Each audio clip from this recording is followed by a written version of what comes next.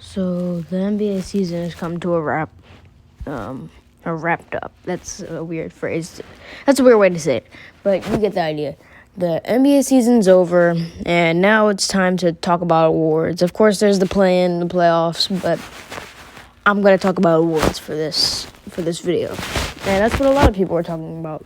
Who's the MVP? Who's the defensive player of the year? How much does games played count in or play into the awards? In my opinion, I think it does matter a lot because I'm going to start off quickly here. Nikola Jokic. Amazing player. He's played all 72 games of the season. He's been great. It's very consistent. He's been carrying his team. Jamal Murray went down. They won like 8 of. I think they won 8 out of 9 games after that. So phenomenal performances for Nikola Jokic. And other than that, I think Nikola Jokic is the runaway MVP in my opinion. Like I said, he's carried his team throughout. He's had help, but not much help. I'd say. I wouldn't say I take that back. He's had a good team, but they've went through plenty of injuries and stuff like that and hardships and stuff. So I think he deserves it. Second place, I think I'll probably put Embiid. Embiid has been amazing this season. Yes, he started off the season as basically the runaway MVP candidate too, but injuries caused his MVP candidacy to kind of fade away. But I'd still have him there at 2. Not yet winning the award, but he's up there. I can't completely penalize him because he missed 19 games, I think. But he still deserves his credit. Now, third place, I think this is a tough one. I think you could give it to James Harden. I don't know actually how many games he's played, but he's missed a couple, but I think he's still worth mentioning. But I think third place I have to give to Curry. Curry's been phenomenal this season.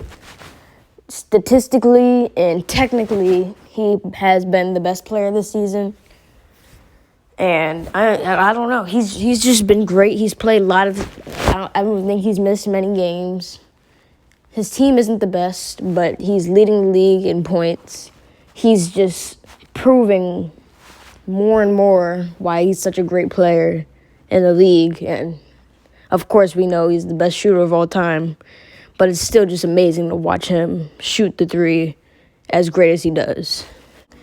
Now, Defensive Player of the Year, I feel like, is something that could go either way.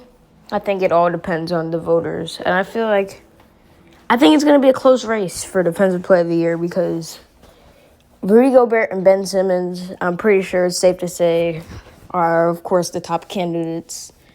Rudy Gobert's case, advanced statistics and all of that are in his favor. Phenomenal defense this season. His best defensive season in his career, including both of his Defensive Player of the Year seasons. And Jazz are number 1 record in the whole entire league. So that's his case. But Ben Simmons, I got Ben Simmons as my Defensive Player of the Year. And here's why. Ben Simmons can guard anyone.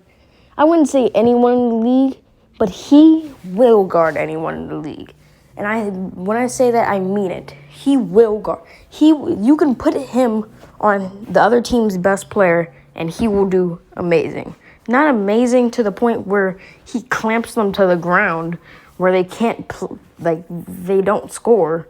But, he's the type of player that you put him on to Damian Lillard when he has 22 at the first half, and he ends the game with 30. That's the type of defensive player Ben Simmons is. Rudy Gobert is amazing, but he can't guard people one-on-one, really.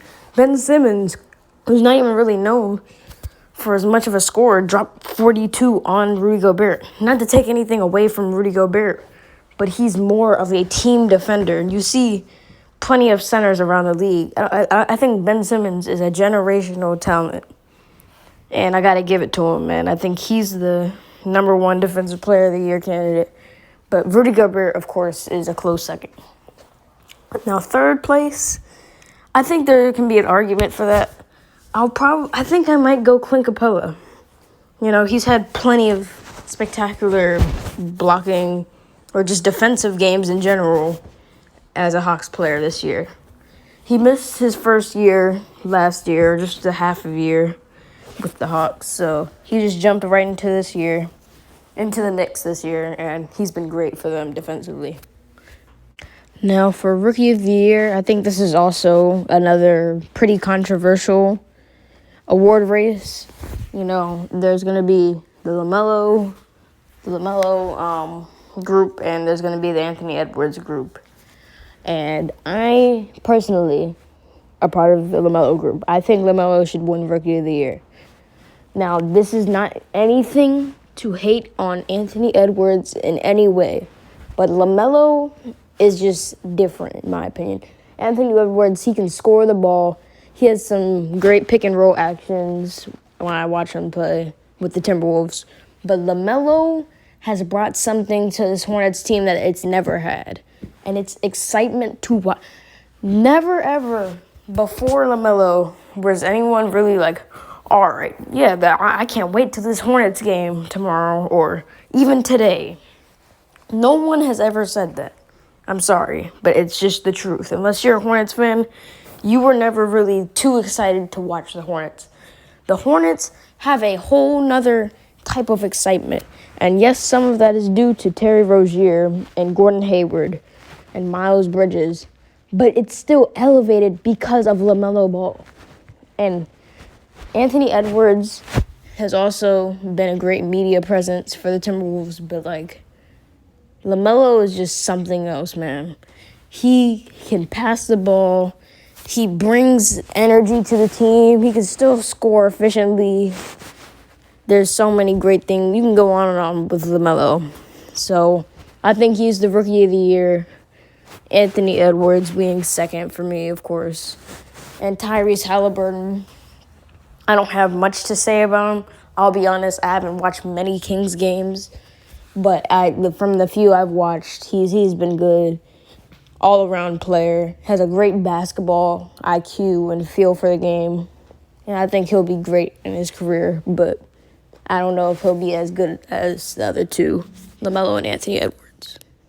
Now for Sixth Man of the Year, I'll make this quick.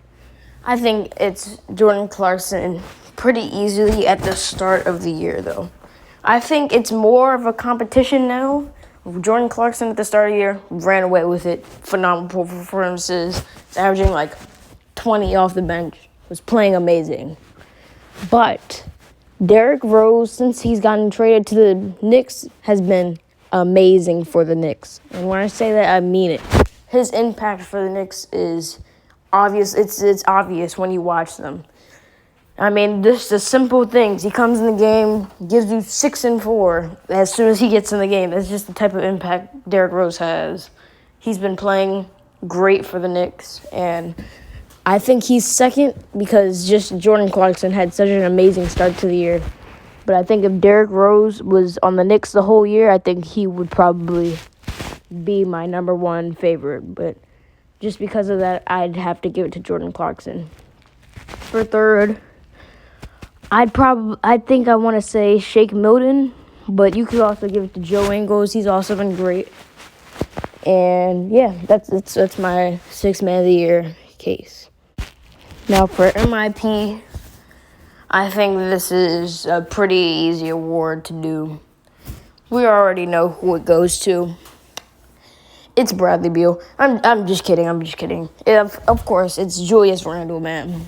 He went from decent last year to good and an all-star level player. He's led that Knicks team into the playoffs. They've had many bright spots around him, like Mitchell Robinson, RJ Barrett, as I mentioned, Derrick Rose. But Julius Randle being this leader of that team and the star of that team, I have to give most of the credit to him.